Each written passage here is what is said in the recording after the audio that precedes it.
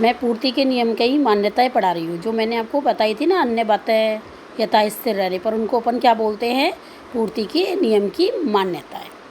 तो पहली मान्यता क्या है, वस्तु विशेष के उत्पादन साधनों की पूर्ति और कीमतें कैसी होनी चाहिए, स्थिर। क्योंकि हमने पहले ही आपको बताया हुआ है कि कीमतें कैसी रहनी चाहिए, स्थिर होनी चाहिए।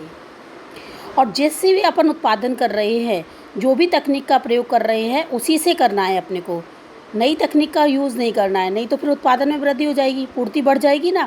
इसलिए पूर्ति का नियम तभी लागू होगा जब कि अपनी तकनीक कैसी रहे, स्थिर रहे। वस्तु विशेष के प्रति विक्रेता एवं क्रेता की रुचि भी कैसी रहनी चाहिए, स्थिर रहनी चाहिए। मतलब कहने का मतलब है, अन्य बातों में कोई परिवर्तन नहीं होना चाहिए। तो अन्य बातें कौन कौन सी हैं, वस्तु विशेष की उत्पादन साधन श्रम भूमि पूंजी, इनकी कीमतें कैसी रहनी चाहिए, स्थिर होनी चाहिए। तकनीक कैसी होनी चाहिए, स्थिर होनी चाहिए। क्रेता विक्रेताओं की रुचि कैसी होनी चाहिए, फैशन रुचि, ये सब कैसी होनी चाहिए, स्थिर होनी चाहिए। और वस्तु विशेष की पूर्ति कैसी हो, विभाज्य हो, यानी कि उसको बांटा जा सके। और वस्तु विशेष से संबंधित वस्तुओं की कीमतें, जैसे प्रतिस्थापन वस्तु मैंने बताया था, पूरक वस्तु, इनकी कीमतें भी कैसी होनी चाहिए, स्थिर रहनी चाहिए। और सरकार द्वारा जो कर लगाया जाता है, ना तो करों में वृद्धि करनी चाहिए, ना कमी करनी चाहिए। सरकार को जो सब्सिडी देती है, अनुदान देती है, ना उसको बढ़ाना चाहिए, ना ही घटाना चाहिए, वो भी कैसा होना चाहिए, स्थिर होनी चाहिए। तो अन्य बातों में कौन कौन सी चीज़ें आती हैं, वो ये चीज़ें हैं। कृषिगत पदार्थों की पूर्ति एवं मौसम और जलवायु दशाएं भी कैसी रहनी चाहिए, स्थिर। ये नहीं कि चेंज हो रहा है मौसम के अकॉर्डिंग परिवर्तनशील हो जाता है फिर वो। कृषिगत पदार्थों की पूर्ति उसकी कीमत की तुलना में समयावधि के पश्चात ही परिवर्तित हो जाती है। ठीक है। अब है पूर्ति के नियम की क्रियाशीलता के कारण। ऊंची कीमतों पर लाभ अधिकतम करने के लिए फर्में अधिक मात्रा बेचने को क्या करती हैं, प्रयास करती है। ऊंची बाजार कीमतों पर नए उत्पादकों का आगमन, दीर्घकाल में सभी उत्पादन साधनों की पूर्ति परिवर्तनशील होती है। अतः पूर्ति की वस्तु की पूर्ति को बढ़ाना क्या होता है, आसान होता है, क्योंकि दीर्घकाल में सभी संसाधन कैसे होते हैं, परिवर्तनशील होते हैं। ठीक है ना। इसका एक मैं सवाल बता रही हूँ आपको, पूर्ति की लोच का वैसे ही है जैसे कि मांग की मात्रा का था, लेकिन यहाँ पर माइनस का चिन्ह नहीं लगेगा। पूर्ति मात्रा में प्रतिशत परिवर्तन अपॉन कीमत में प्रतिशत परिवर्तन वही है, P0 upon Q0 into Q1 minus Q0 upon P1 minus P0। इसको ऐसे भी लिख सकते हैं, जैसे मैंने मांग की रोज ज्ञात करने में बताया था। इसको ऐसे भी लिख सकते हैं, Q1 minus Q0 upon Q0 into 100 और P1 माइनस P0 इंटू 100 करके। लेकिन इस पर विशेष ध्यान रहे, या माइनस का चिन्ह नहीं लगेगा। क्यों? क्योंकि पूर्ति कैसी होती है, धनात्मक होती है। जैसे ये सवाल एक दिया हुआ है, 5 रुपये कीमत होने पर पूर्ति मात्रा 80 होती है। जब कीमत 10 रुपये हो जाती है तो पूर्ति भी बढ़कर कितनी हो जाती है, 100 इकाई हो जाती है। P0 कितनी है, 5, तब पूर्ति मात्रा कितनी है, 80।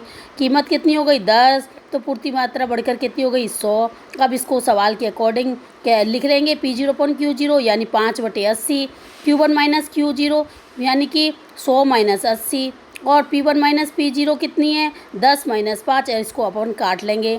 यदि आपका आंसर 1 से कम आता है तो लोच कैसी हो जाएगी, इकाई से कम हो जाएगी। ठीक है, आप करके देखना। ठीक है। दूसरा, यदि ऐसे सवाल आ जाए 25% की वृद्धि होती है और 25% की कीमत में वृद्धि होती है, 25 पूर्ति मात्रा में भी 25% की वृद्धि होती है, तो वही है 25% की वृद्धि है ना, तो यहाँ कहीं माइनस का चिन्ह नहीं लग रहा है, देख लो आप। ठीक है ना। तो 25/25 किया, लोच एक आंसर आया, इकाई के बराबर लोच होगी। ठीक है ना। कीमत 4 रुपये थी, तब पूर्ति मात्रा 8 हो गई। जब कीमत बढ़कर 5 रुपये हो जाती है तो पूर्ति मात्रा भी 12 हो जाती है।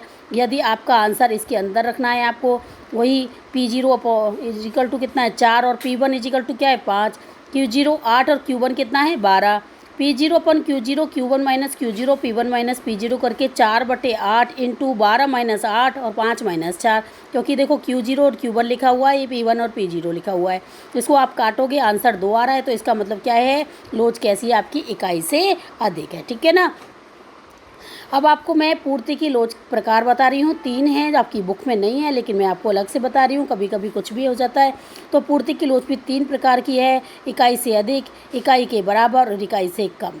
ठीक है ना। इसको डायग्राम के वही सूत्र है, आपको बताया, पूर्ति मात्रा में प्रतिशत परिवर्तन अपॉन कीमत में प्रतिशत परिवर्तन। ठीक है ना।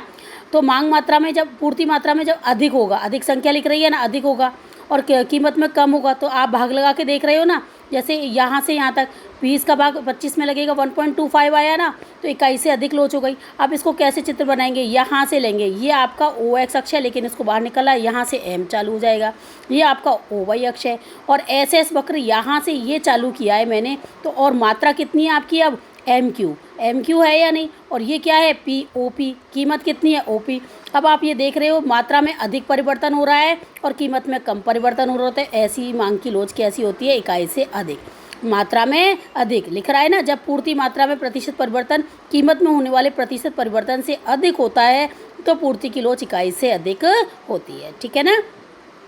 और इकाई के बराबर में जब कीमत और पूर्ति मात्रा दोनों में समान अनुपात में प्रतिशत परिवर्तन होता है तो ऐसी मांग की लोच की, ऐसी पूर्ति की लोच कैसी होती है, इकाई के बराबर। आप देख रहे हो मात्रा कितनी है ओ क्यू, कीमत कितनी है ओ पी, दोनों में समान परिवर्तन हो रहा है, यानी 25% की वृद्धि होती है तो 25% की इसमें कीमत में वृद्धि हो रही है और 25% की ही मात्रा में वृद्धि हो रही है, या 20% की वृद्धि हो रही है कीमत में तो 20% की वृद्धि किस में हो रही है, पूर्ति मात्रा में, ठीक है ना। और इकाई से कम लोच कीमत में अधिक प्रतिशत परिवर्तन होता है, यानी कि नीचे वाली संख्या क्या हर जो होती है वो अधिक हो रही है और कि मात्रा में प्रतिशत परिवर्तन कम होता है, तो ऐसी पूर्ति की लोच कैसी होती है, इकाई से कम। जैसे 20% की वृद्धि तो कीमत में हो रही है या कमी हो रही है, दोनों में कमी होगी और दोनों में ही वृद्धि होगी, यानी कीमत में यदि कमी हो रही है तो पूर्ति में भी कमी होगी और कीमत में वृद्धि हो रही है तो पूर्ति में भी वृद्धि होगी। तो यहाँ लिख रहा है ना, जैसे 30% की वृद्धि होती है तो पूर्ति मात्रा में भी 20% की वृद्धि होती है, या फिर कीमत में 30% की कमी होती है तो पूर्ति मात्रा में 20% की कमी होती है, मतलब कमी वृद्धि दोनों का साथ साथ लेना है, धनात्मक संबंध होता है ना, इसलिए।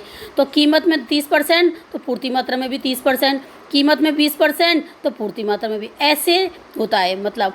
अब लेकिन अपन पढ़ क्या रहे हैं, इकाई से कम लोच, तो कीमत में कैसी हो रही है, ज़्यादा वृद्धि, तो 30% की वृद्धि हो रही है।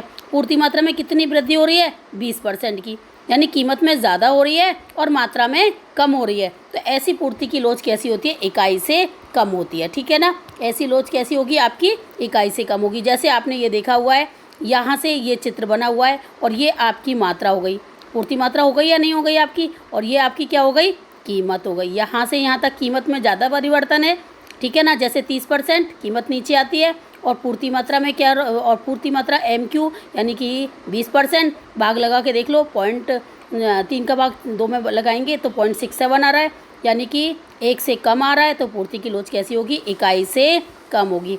आज आपका ये लेसन समाप्त हो गया है। मंडे को तो रक्षाबंधन है और मैं मंगलवार से नेक्स्ट लेसन चालू करूँगी। ओके।